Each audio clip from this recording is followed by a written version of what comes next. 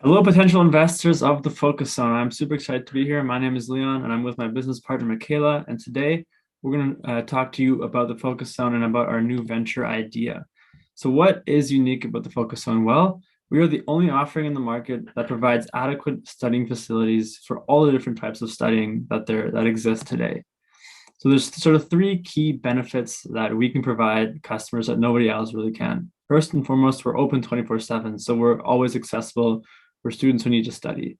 Second, we are designed for studying. Like I said, there's no other place that currently has all the offerings that we do and is designed for all the different types of studying that exist.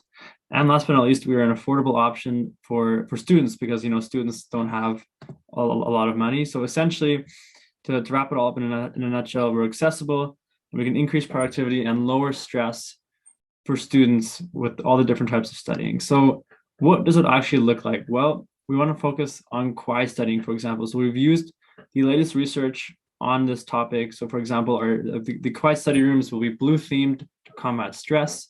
We'll have LED light bulbs to improve the ability to focus, as well as comfortable chairs for those long hours of studying and reading, as well as dividers between desks and whiteboards to facilitate a quiet and peaceful, quiet studying room.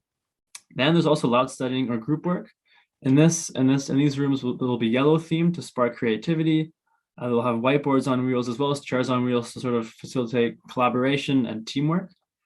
And to make it like a really unique experience for students, we're going to have plant rooms with a variety of plants and natural lighting. This will be warmer in temperature to sort of increase that feeling of calmness. Students can come here and take naps and rests from studying, which will lower their stress and also increase their productivity, as if a student is fresh and ready to go, they're going to be more productive. So what does our ideal customer look like? Well, here's Sarah. She's a university student, and she wants a better place to study in general, as anything else she uses currently is not good enough. She needs access to a facility that's affordable, reliable, and less distracting than anything that currently exists. And she fears performing not well in school and not being able to graduate and get a good job. So what are the current options for Sarah, and why aren't they good enough?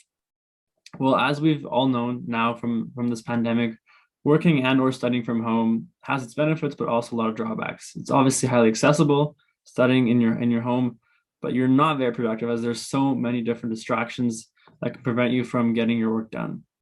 I would say the closest competitor to the Focus Zone are public libraries or university libraries, although these aren't going to be as accessible or productive as the Focus Zone, as they're not very accessible in terms of hours, so they're pretty restricted. As well, they're usually pretty busy, and it's hard to do group work because it's a quiet environment. The other two competitors would be the Starbucks, for example, but it's not very accessible again because it's not open 24/7 and it's loud and busy and not made for quiet studying. Table space is obviously made for working from home, or sorry, for work, but not for students. And it's not as accessible for students because it's pretty expensive to go to table space. I'll pass it over to Michaela to talk about our pricing structure.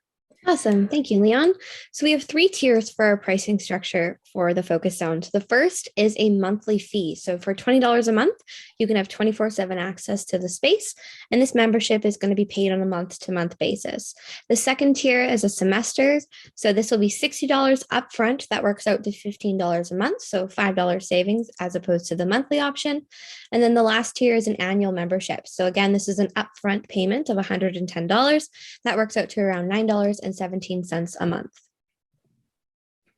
So quantifying the opportunity that we've identified for the Focus Zone, our beachhead here is the University of Manitoba students, and there are approximately 31,020 of them.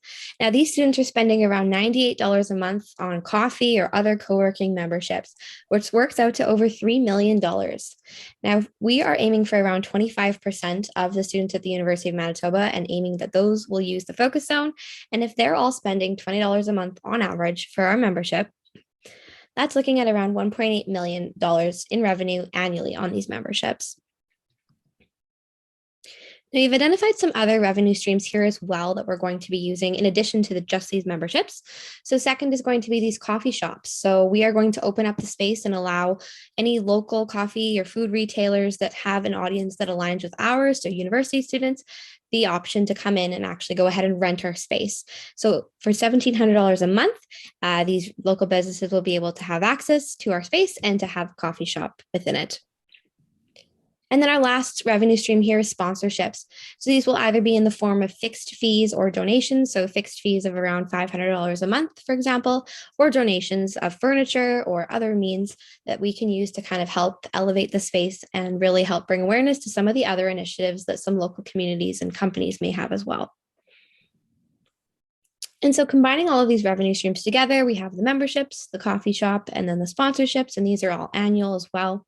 We're looking at around $1.8 million in terms of potential revenue for the Focus Zone. So we have three sources of finance and startup costs. So we're looking at around $5,000 in owner's equity, $60,000 from Futurepreneur, and then $10,000 in Love Money. And so overall, our startup costs here today are looking at around $75,000. So just to give you a quick breakdown of some of the startup costs that we anticipate we're going to have to face when we start this business. So rent, utilities, and maintenance of the facility, as well as advertising, membership fobs, licensing and permits, staffing, renovations, and security. So all of these things are going to be costs that we're going to have to face to get this business up and running.